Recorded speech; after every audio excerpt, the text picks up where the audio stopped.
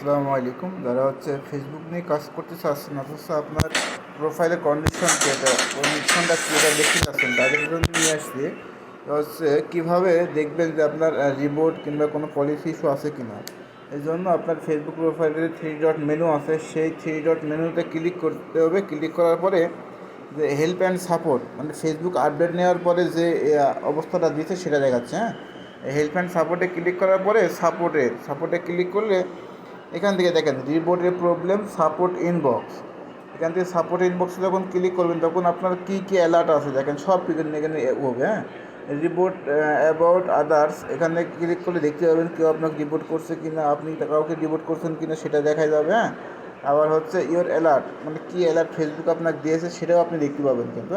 যদি কোনো community guideline আপনি মিস করেন অথবা আপনার কপিরাইট কোনো কিছু থাকলে এখানে শো করবে। আর আদার্সের মধ্যে থাকবে অনেক কিছুই থাকে। আপনার অ্যাডাল্ট কোনো কিছু পোস্ট করলে, আমার নামটা যদি কোনো কিছু চেঞ্জ করেন, ওভারঅল কিছু আপনার এখানে হাইলাইট করবে। তো ইওর অ্যালার্টে ক্লিক করলে আবার আপনার ফেসবুক কি অ্যালার্ট দিচ্ছে সেগুলো দেখতে পাবেন।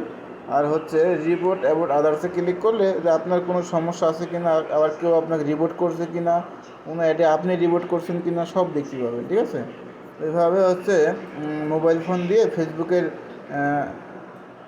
আপডেট, মানে কোনো ত্রুটি আছে কিনা সেটা দেখা যাবে।